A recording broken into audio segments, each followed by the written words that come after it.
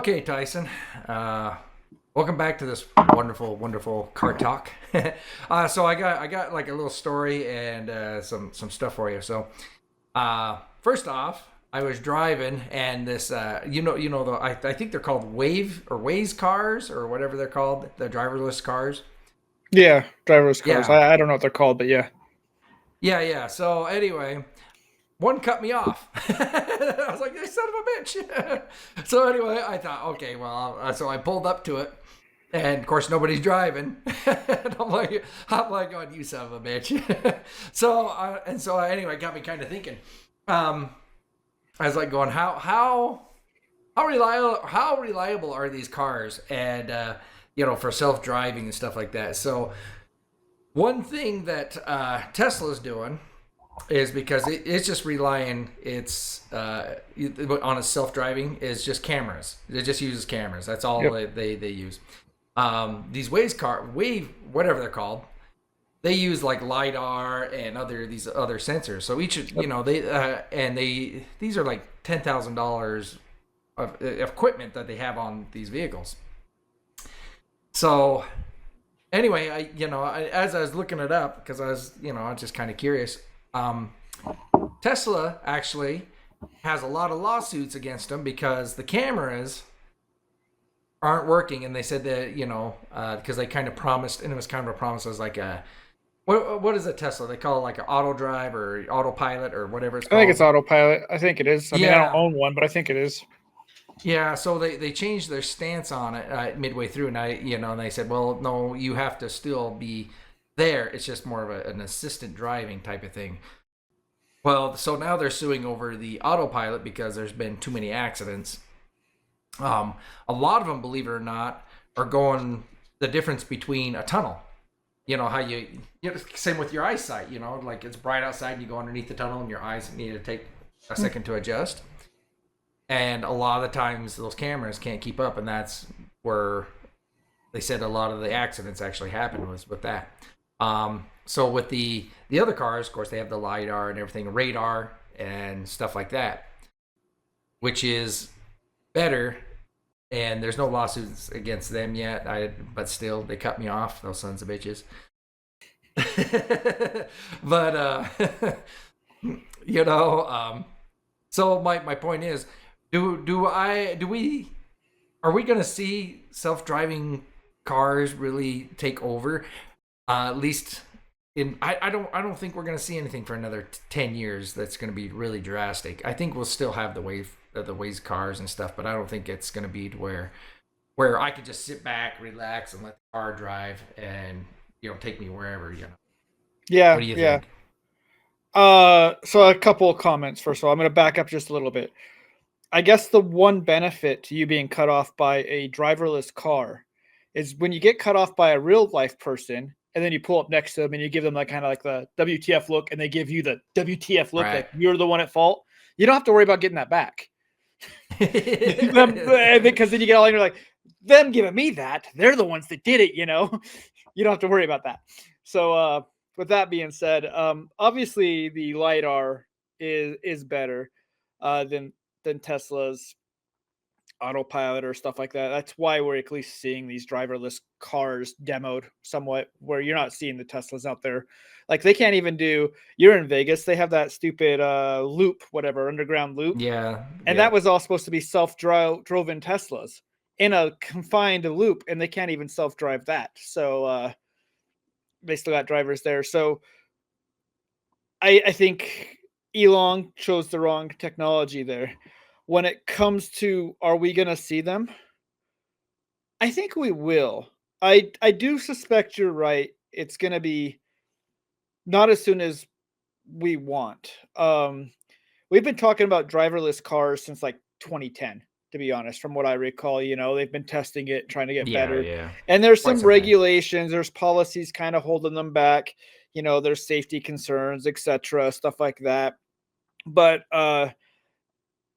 they do have to get the technology right, and I think the negative to the self-driving cars, or what the negative will be, isn't necessarily how many wrecks they'll get into, but it will be more of a who the hell is liable when they get into a wreck.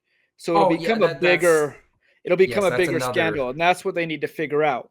Because there's a chance right now, if we all honestly, if we all switch to driverless cars, there might be a chance we actually see auto accidents go down overall. But when there is one, and there will be one, Yep. then we're going to hear more about it. And it's Right. what's about So who's liable. I wasn't driving the car. Is it the car owner? Is it the system itself? Is it the person that is in the car? right, and and it's going to be an insurance problem because then why should I pay for insurance if I'm not driving? Right. I didn't get in that wreck. It was the system, right? So is it the people Yeah. that make the self-driving software slash hardware? I think if anything, that will be the delay. I think the technology itself actually could go a lot faster if there weren't these. I'm not going to call them ethical questions, but dilemmas. I think if we unleash the reins, and we let them go out there, the way these systems learn is the same way us human beings learn. It's going out there and having these odd things happen, and then it basically, because it's like an AI, it learns from its mistakes in a sense. But if it hasn't seen a scenario, it doesn't know what to do, just like us humans. We don't know what to do. The thing is it's more acceptable for us humans to make those errors than software. So that is what's going to hold it back. I do think we'll see it. I think we'll see it in our lifetime, Nick. I am looking forward to it. I'll be honest. I think I've said it before. I don't enjoy driving every day anymore. If I need to run to the store or drive up to Salt Lake City or head to the airport, I would love to get in the back seat of the car or the passenger seat or even the driver's seat, as long as I don't have to do it, and be able to take a nap if it's a freaking 5 a.m. flight, or multitask in a sense. The stress that comes along with driving in traffic and stuff, I don't enjoy. So I hope we see it, but I think, like I said, I've said it 3 times now. You're right. It's going to be 10 years, but it's not due to the technology. It's going to be due to the other things it introduces. Right. Yeah. And just to let people know, because you're probably hearing this popping noise. We're having a connectivity issue. Um, I don't know. I'm having work done outside, and they're digging up stuff outside and everything. So for the people, there is a popping issue, and we apologize for that. We're working through it. We've tried everything we possibly can, I think, to see if we could remedy it, but we can't quite fix it. Yeah. So yeah.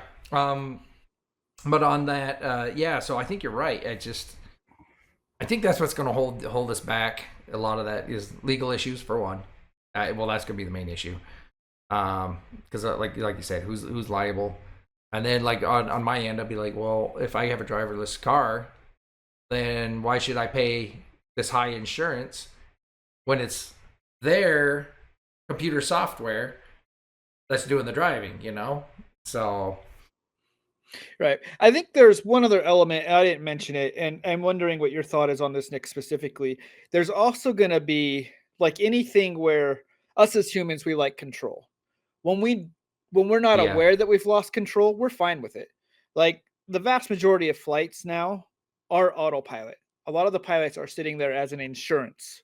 Um, but the planes are flying themselves for quite a bit of that flight, and we don't seem to mind. But that's because I think we're oblivious to it. We're sitting in the back. When it comes to me getting in a car, it's not just whether it's a autopilot system, an AI system, or some person I've just never ridden in the car before. I'm a little more reluctant to be like, yeah, you drive, because I don't know if I can trust them, and I think it's just a human nature. I think even if the system's proven to be reliable, safer than humans, quicker to react, which it already is somewhat, there's going to be that inherent trust delay that we're going to struggle yeah. with. There's people that there's no way I'll get into a car that is driving it by itself. I see how often my computer crashes, etc. Right, and even if it is more reliable, there's that Well, inherent trust. So there's also going to be an adoption rate to where people are going to be resistant, and I don't think well, I do think there's a benefit to driverless cars in the future once the vast majority of them are driverless, because they should be able to communicate with each other, etc. But when you've got a 50-50 mix of people that aren't willing to adopt or change, and then these computers are having to take into account a thing they can't really communicate with, and they have to try to adapt to what you're doing, just like all of us other humans do. Uh, we won't really see the benefits until it's the majority are driverless cars, I guess, when it comes to reduction in death rate, more efficient actual travel times, and stuff like that. And because we won't see it right away, that actually will back up that lack of trust, or continue to give people a reason not to trust it, even though it's technically not the technology's fault. It's we're holding it back once again by not just almost diving in. But me myself, yeah, I'd be nervous. First time I get into a driverless car, I'll be honest, I'll be nervous. So I Yeah, can't blame and the people. That is a thing.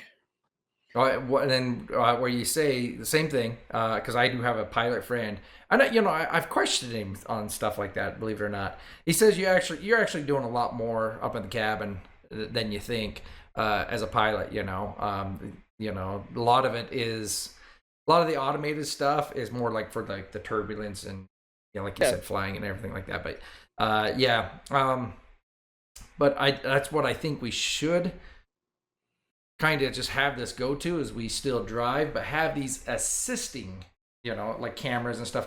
Because like on my Subaru, I have those cameras, and I'll admit I like them. They probably saved my life a few times. I know they have actually, because once it sees me and a car stopping or something fast, it can press that brake faster than my foot can get down to it. Even though my foot gets down there, I know it's saved me from hitting that other car. Sure. So, you know, but going fully driverless, I don't know. I think that the nannies might help the everyday driving type of thing. But other than that, I just like I said, I think I'm with you. I just don't agree with the or trusting the a driverless car because just like what we're having right now, we're having audio issues and there's a little there's Yep. disruptions or You're gonna be one of the so people holding it back, Nick. You're gonna be one of those people I just described that yep. joking, of course, Get off but my lawn. I Yeah. do I think there will be some struggles. There will be times where it makes the news and it's gonna be bad publicity. I still overall, and like I said, I'll be nervous to get in the car for the first time when I finally get my hands on that technology and it's like adopted. But I also, like I said, I do look forward to it because the only times I want to drive now is like when I want to drive. Like if I'm on a track or on something like that, or I'm purposely going off roading or something where it's recreational driving.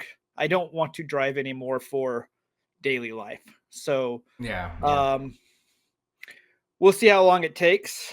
I hope it's not 10 years, but I do know there's going to be some bumps. That's just my final opinions on it. But Okay. obviously, time will tell. Yep. I mean, that's really all I have to say about it too. So, we'll leave it off there then. Cool. What do you all think about driverless technology? Make you nervous? We got to ask. Let us know in the Yeah. comments. Yeah. Uh, Does it make you guys nervous? It sure makes me nervous. I think it makes people know. Like I said, I think I don't know. I work in automation. I see it in everything else. Maybe I have a little bit more trust just because of my background. Um, I work with robots already, so because of that, maybe I'm more trusting or more stupid. You guys decide on that case, but yeah, I can Yeah, see it. we won't get into it. All right, we'll leave it off there. We'll see you guys next time. All right. Thanks, everybody. Buckle up.